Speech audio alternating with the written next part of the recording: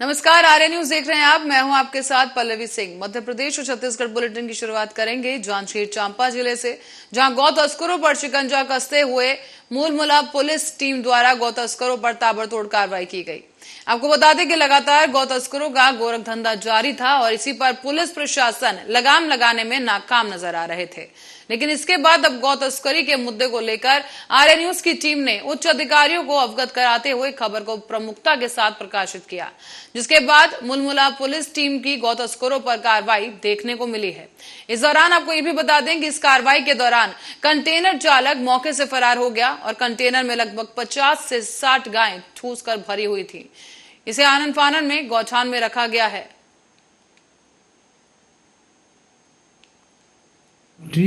गश्त पेट्रोलिंग के दौरान मुखबिर से सूचना मिली कि एक कंटेनर वाहन क्रमांक HR 67A0141 का चालक पशुओं को जिसमें सांड भरे हुए हैं अवैध रूप से वाहन में ठूस कर भर कर बगैर कोई चारा पानी के उपाय के अवैध रूप से कत्ल करने के उद्देश्य से कहीं ले जाने की सूचना पर NS3 ग्राम करूमहू के मध्य घेराबंदी किया गया, जहां कंटेनर चालक गाड़ी को छोड़कर फरार हो गए। पता तलाश करने पर पता नहीं चल पाया। वाहन को कब्जा कर देखने पर 50 नग बछड़े थे, जिसे जब्ती कर थाना लाया गया और गौशाला में सुपुर्द किया गया है। आरोपी का पता। बढ़ेंगे अगली खबर की ओर। जांजगीर चांपा जिले में आर्य न्यूज की खबर का बड़ा असर हुआ है, जहां अवैध रेत, गिट्टी, ईंट और मरूम परिवहन पर खनिज विभाग की टीम की ताबड़तोड़ कार्रवाई देखने को मिली। आपको यहां बता दें कि आर्य न्यूज की टीम ने जिला खनिज अधिकारी रमाकांत सोनी से खास बातचीत करते हुए जिले में हो रहे अवैध गिट्टी और रेत के खनन को लेकर परिवहन पर रोक लगाने को लेकर भी खबर को प्रमुखता से प्रकाशित किया था, जिसको संज्ञान में लेते हुए जिला खनिज अधिकारी के निर्देश पर यह बड़ी कार्रवाई की गई है।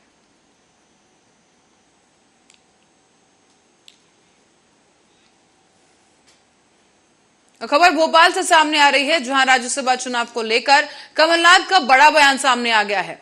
आपको बता दें कि उन्होंने इस दौरान कांग्रेस में राज्यसभा के लिए विवेक तनखा का नाम तय किया है और अब कांग्रेस के राज्यसभा सांसद विवेक तनखा चुनाव के लिए नामांकन भरेंगे। इसी बात को लेकर कांग्रेस के प्रदेश अध्यक्ष कमलनाथ ने बड़ा आरोप लगाया। उनका ये कहना है कि पंचायत चुनावों में ओबीसी आरक्षण पूरा नहीं मिला है और पूरे प्रदेश में ओबीसी को सिर्फ 9 से 13% ही आरक्षण मिला है।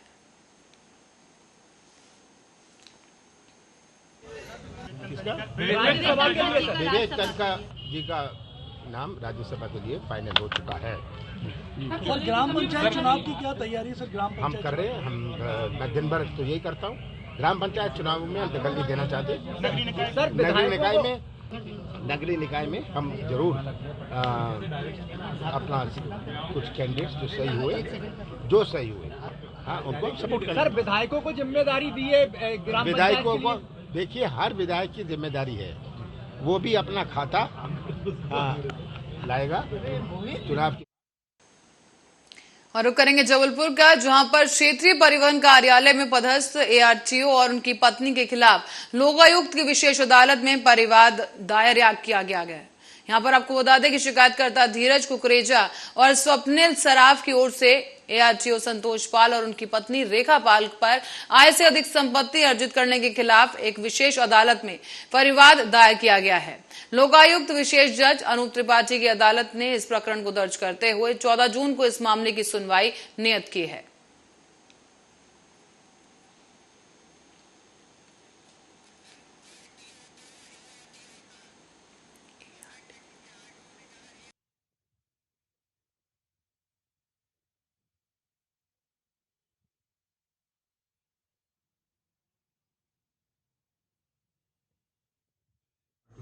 नहीं भाई, उनने जो बताना था वो बताया है।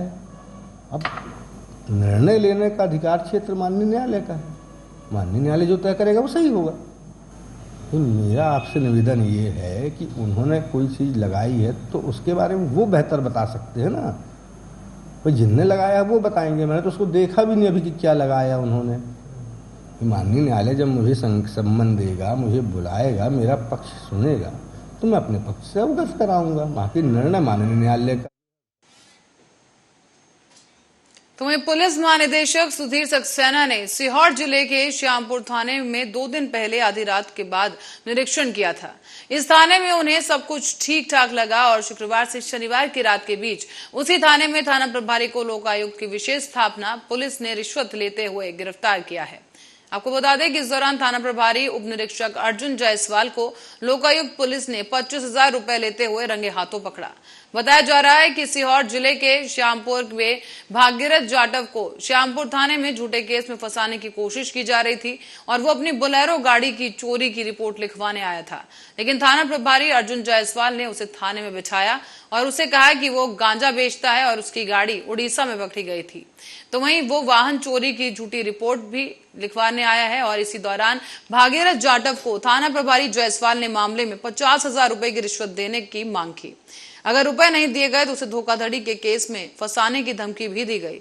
इस बीच भागीरथ जाटव ने श्यामपुर थाने की इस मांग को लेकर लोकायुक्त पुलिस भोपाल में शिकायत दर्ज करवाई और लोकायुक्त भोपाल एसपी मनु व्यास ने शिकायत का सत्यापन करवाया तो थाना प्रभारी की शिकायत सही पाई गई।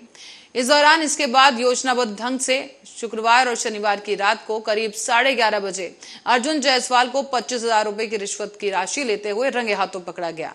इसके साथ ही उसे नगर सैनिक अजय मेवाड़ भी उसके साथ पाए गए, जहां आपको बता दें कि दोनों को लोकायुक्त पुलिस ने गिरफ्तार कर लिया है।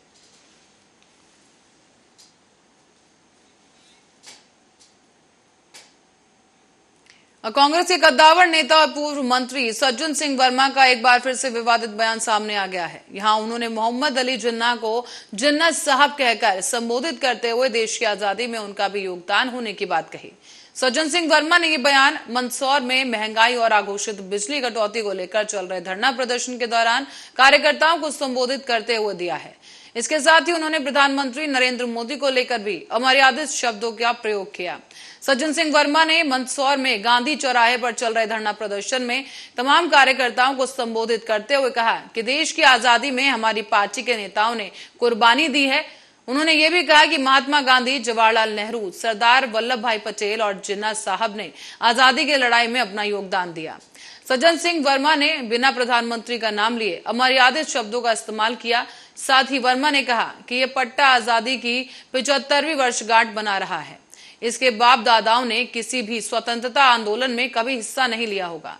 सज्जन सिंह वर्मा ने यहां पर यह भी कह दिया कि कांग्रेस के कार्यकर्ताओं ने अंग्रेजों के छक्के छुड़ाकर आजादी दिलाई है।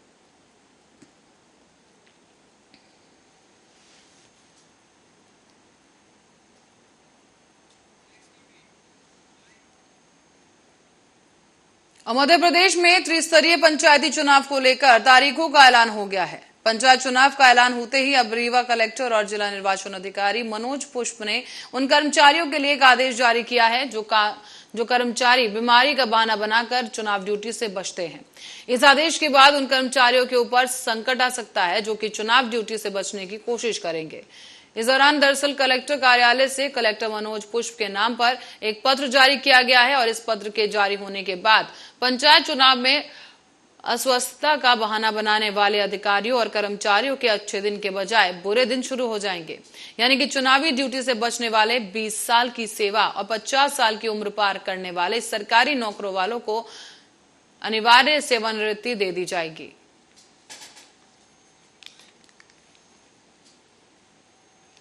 खबर छत्तीसगढ़ से है, जहां छत्तीसगढ़ के नेता प्रतिपक्ष धर्मलाल कौशिक ने मुख्यमंत्री के बस्तर नक्सलवाद कम होने और उनका दायरा सिमटने के दावे पर पलटवार कर दिया है। यहां पर कौशिक ने कहा कि नक्सली लगातार बस्तर में हिंसक वारदातों को अंजाम दे रहे हैं, तो मुख्यमंत्री भूपेश बघेल किस आधार पर नक्सलियों पर लगाम कसने में सफल होने का दावा कर रहे हैं। नक्सलवाद रोकने में प्रदेश सरकार बुरी तरह से विफल रही है। भूपेश सरकार 3.5 साल में माओवादियों पर अंकुश लगाने का कोई बड़ा कदम नहीं उठा पाई। आखिर नक्सलियों के खिलाफ क्या लड़ाई लड़ना चाहती है सरकार, ये आज भी स्पष्ट नहीं है। धर्मलाल कौशिक ने आगे ये भी कहा कि बस्तर में नक्सल गतिविधियां लगातार जारी हैं और आम लोग नक्सलियों से परेशान हैं। पहले डर में नक्सली दूर दराज के इलाकों में चले गए थे, लेकिन आजकल सड़क किनारे माओवादियों का मूवमेंट चल रहा है।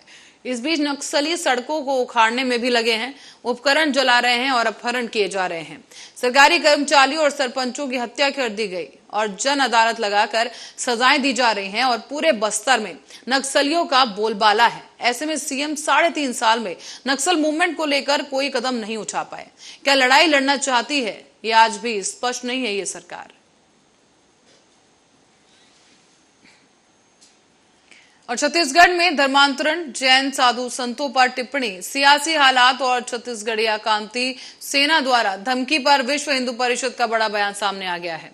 दरअसल एक विहिप के राष्ट्रीय महामंत्री मिलिंद पराड़े ने कहा है कि समाज में जनजातीय समाज के लोग ईसाई और मुसलमान बन गए हैं, उनका आरक्षण रद्द किया जाना चाहिए, उनकी डीलिस्टिंग होनी चाहिए और वहीं छत्तीसगढ़िया क्रांति सेना के गतिविधियों पर रोक लगे और संगठन के प्रदेश अध्यक्ष अमित बघेल पर अपराध दर्ज किया जाना चाहिए। इस बीच केंद्रीय महामंत्री मिलिंद पराड़े ने प्रदेश में हो रहे धर्मांतरण और जैन समुदाय के साधु संतों पर छत्तीसगढ़िया क्रांति सेना के अध्यक्ष अमित बघेल द्वारा भद्दी टिप्पणी का विरोध भी किया। उन्होंने कहा कि छत्तीसगढ़ क्रांति सेना के प्रमुख अमित बघेल पर एफआईआर दर्ज की जानी चाहिए, साथ ही उनकी गिरफ्तारी भी हो। छत्तीसगढ़िया क्रांति सेना ने जन बल का विषय लिया है और ये तो प्रत्यक्ष रूप से मारने की धमकी है। ये गैर कानूनी है और कुंडरदेही समेत कई अन्य गांवों में हमले भी हुए हैं।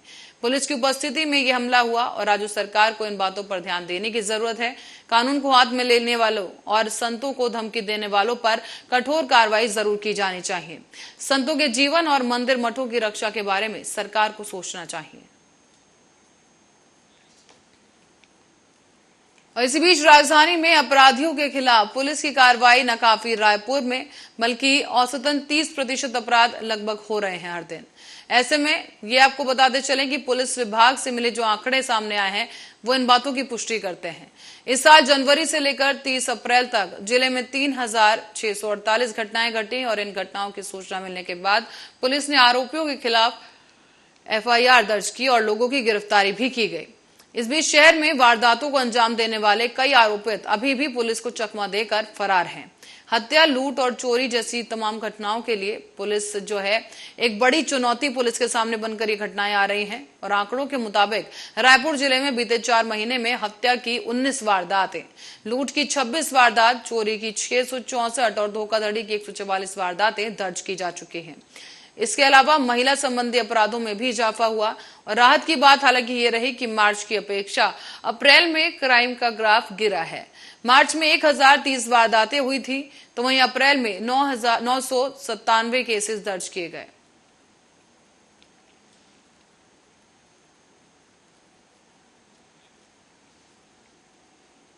और करेंगे अगली खबर की ओर। छत्तीसगढ़ से राज्यसभा का सांसद आखिर कौन होगा, ये शनिवार को तय होने की उम्मीद जताई जा रही है। दरअसल दिल्ली में कांग्रेस की राष्ट्रीय अध्यक्ष सोनिया गांधी बैठक लेंगी। इस बैठक में शामिल होने के लिए छत्तीसगढ़ से पीसीसी चीफ मोहन मरकाम को बुलाया गया है। राज्यसभा के उम्मीदवारों पर मंत्रणा के बाद नामों की घोषणा कर दी जाएगी। इधर राज्यसभा सांसद बनने पर प्रदेश में जबरदस्त लॉबिंग चल रही है। साथ ही आपको ये भी बता दें कि दिल्ली तक जुगाड़ लगाया जा रहा है, लेकिन सीएम भूपेश बघेल और कांग्रेस हाईकमान का फैसला अंतिम होगा। सूत्रों के मुताबिक एक स्थानीय और एक राष्ट्रीय स्तर के नेता को छत्तीसगढ़ कोटे से राज्यसभा भेजा जाएगा।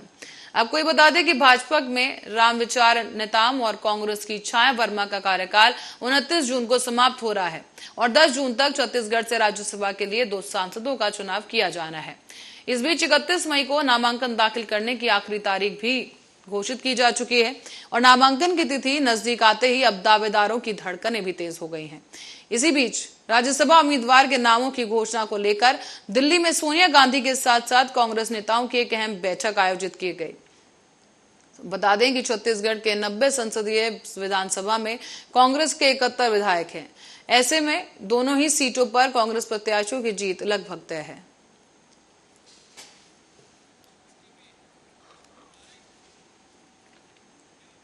और छत्तीसगढ़ के बिलासपुर जिले में सेंट्रल जीएसटी का छापा पड़ा है।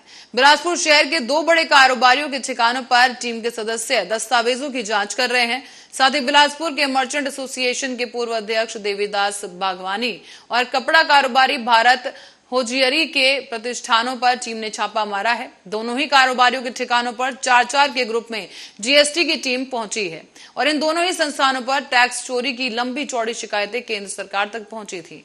कारोबारियों के घर और दुकानों पर दस्तावेजों की अब जांच जारी है और मिली जानकारी के मुताबिक बिलासपुर के वाधवानी ट्रेडर्स और भारत हेजियरी के प्रतिष्ठानों पर शुक्रवार की दोपहर से ही जीएसटी की टीम ने छापा मारना शुरू किया। इस दौरान वाधवानी ट्रेडर्स तेल, शक्कर, ड्राई फ्रूट और किसानों की थोक विक्रेता करते हैं और इसके साथ साथ भारत होजियारी का कपड़ों का बड़ा कारोबार है। दोनों की गिनती बिलासपुर शहर के बड़े कारोबारियों में होती है। जांच टीम की नेतृत्व सुप्रिंटेंडेंट अरुण कुमार कर रहे हैं और टीम के सदस्य फर्म संचालक देवीदास वाधवानी के व्यापार विहार स्थित वाधवानी ट्रेडर्स में स्टॉक और बिल की जांच की जा रही है। साथ ही ये मामला आपको बताते चलें कि टैक्स चोरी का बताया गया है। टीम ने अब सर्वे को लेकर कोई जानकारी फिलहाल सार्वजनिक नहीं की है, पर बताया जा रहा है कि न्यायधानी बिलासपुर के दर्जन भर से अधिक चार्टर्ड अकाउंटेंट जीएसटी इंटेलिजेंस के रडार पर हैं।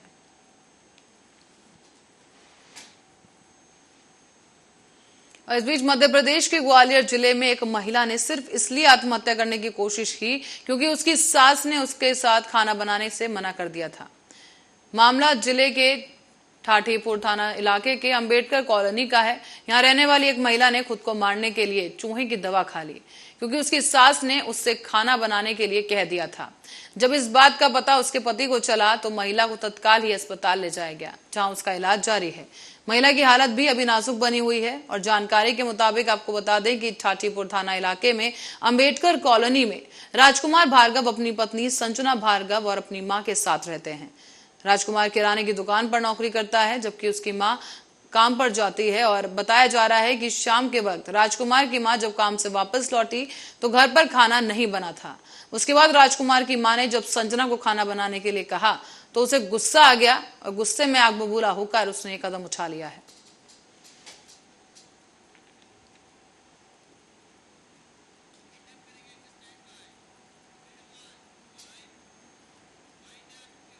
और इसी खबर के साथ ही बुलेटिन में फिलहाल के लिए इतना ही। देश और दुनिया की तमाम खबरों के लिए देखते रहिए आर्या न्यूज।